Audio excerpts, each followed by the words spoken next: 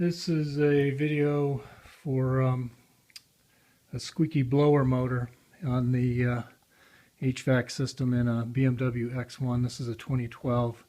This is the cover that is underneath the glove box under the passenger footwell, and there are two fasteners that you remove, and then this guy pulls out, and then you'll be able to see the motor, which looks like this. You'll see the back side of it. There are three fasteners that hold the motor in place. You remove those three, and then there's a tab here that you have to push back and rotate, and the whole thing will pull out.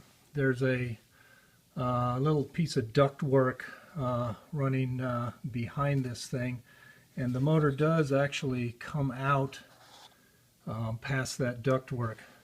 Then once you get it out, it's pretty easy to access the one of the bearings on the hamster wheel side. Put a little drop of oil there, and then on the back side, the lower side, you can pop this little cover loose.